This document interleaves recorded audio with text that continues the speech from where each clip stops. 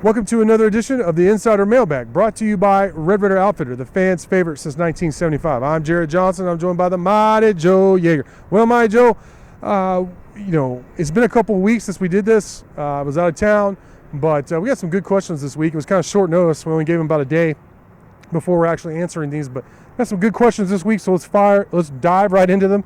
First one comes from Cajun Raider, who says, in a way too early take, who do we think will headline the 2025 high school football recruiting class? Well, I just want to mention, I don't know if they'll headline, but I think Tech has a really good chance to establish a pipeline at Pearland Shadow Creek. You got 3-star, but highly rated. He already has over a dozen offers, many of them Power 5. 6'2", good frame, could really run, is Anthony Williams. He's visiting this week for kind of like their elite weekend. It's their pool party weekend. It's a small number of recruits. This tells you how much they like Anthony Williams. I think he has a very good chance of being a 4-star recruit when it's all said and done. He's visiting Texas and Houston before he gets here, which I think will have already happened by the time this airs. But another guy, and there's more than this, but another guy that I know that Texas Tech is high on is Kobe Sellers. He's a 4-star cornerback, also from Shadow Creek High School. So I don't know if either one of those guys will necessarily headline the class, but I think that might be a big storyline is, a pipeline to a really good football program in Pearland Shadow Creek there. Texan 44 wants to know who on the current team is an experienced starter that may be in jeopardy of losing a lot of playing time due to transfers and new young talent. The first guy that comes to mind is Rogers, the right tackle. Caleb Rogers has struggled mightily. I don't know if it's because I can't necessarily because of a transfer or a young talent, but it's more just he struggles so much. But he is a team leader, so it's kind of weird. It's really awkward, and it's legit that he's a team leader.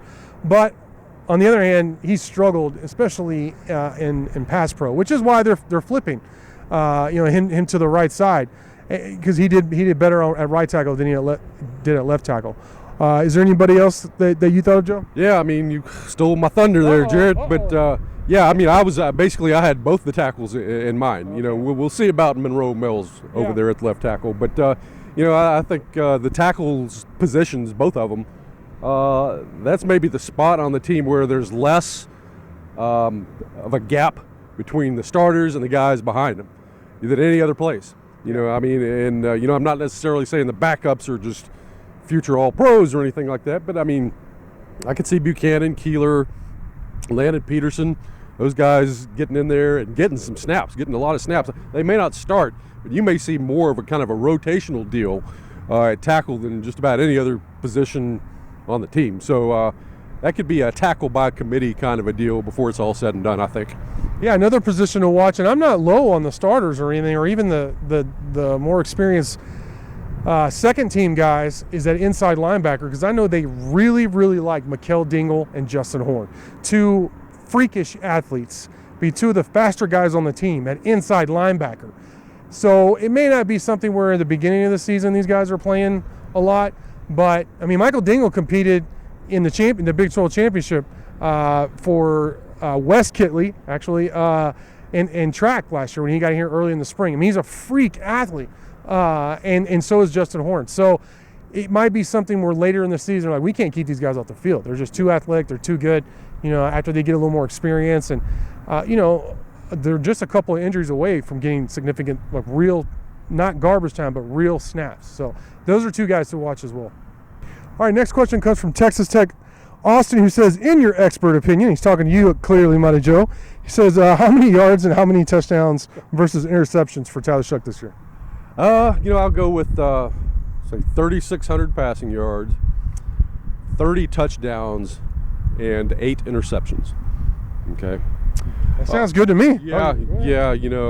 I think maybe a little bit less passing yardage overall this year because, I think the running backs in the running game is going to be that good, but I see better efficiency.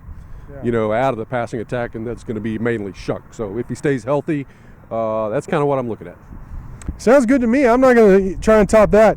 Next question comes from Tech Freak, our buddy up in Minneapolis, who asks, he says, does Tech recruit junior college anymore? Did the portal relegate that to Division II schools? Yeah, that if a lot of people try and prognosticate when there are these big changes to college sports or anything. Like, what is this going to mean? And I think the biggest impact has been the junior college recruits. I mean, you just don't hear about them anymore. And you really don't hear about them at Texas Tech because Joey Maguire and his staff, they do such a great job with high school recruits. But when they need like a patchwork or they need to fill some holes in the roster, they're going to the portal. And why not? And here's the simple reason why generally around the country you see coaches going to the portal rather than junior college, because those guys have been developed in Division I schools as opposed to junior college. Now there are some elite junior college talent that is still getting recruited, but if you're not the cream of the crop, you're in trouble. The junior college game has taken a big hit because of the transfer portal. There is no doubt. There is no arguing that. That is the truth, and it makes complete sense why, my Joe. Yeah, and I can sort of handle that from the basketball side as well, because, I did these sort of roster peaks looking at all the Big 12 rosters now that the rosters are pretty much finalized. And that includes looking at the incoming recruits as well. And to my recollection, there was only one JUCO recruit of any note that was signed by any of the Big 12 schools. And of course, there's 14 of those. Right. I believe it was Cincinnati who recruited one JUCO guard who is unbelievable. But yeah, it's very scarce now.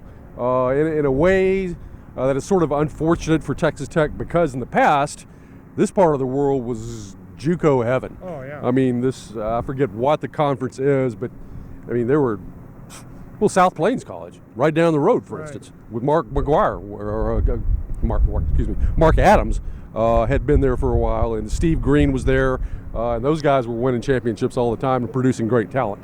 And so, but now that's all kind of dried up, and so what had been a very good recruiting field for Texas Tech basketball just is not much of a factor anymore. What you described in football with the transfer portal also applies to the basketball situation as well.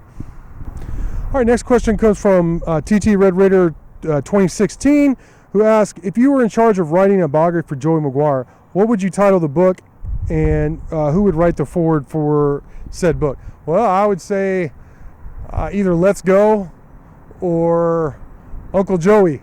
And I'd have his son, Garrett, write the foreword, because it seems to me the two passions that Maguire has are for his family and for coaching football. And his son Garrett checks both boxes in that regard. Yeah, that's good. That's good. I'd go with Joey High School.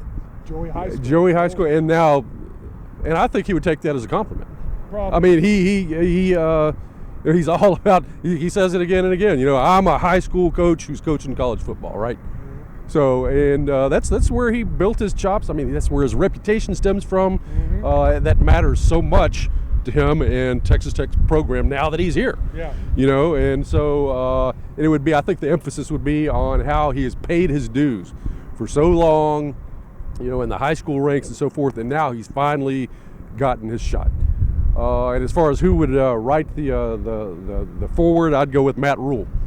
Oh, nice. That's a good selection. Yeah, because he talks about how Matt Rule is his guy, and there's an awful lot of respect between those two guys. So I think he'd probably do a very fine job on that. I agree. I think Kenny Perry, assistant coach here, is Bud, who he coached against, and would also do a good job. But that Matt Rule's a good choice there.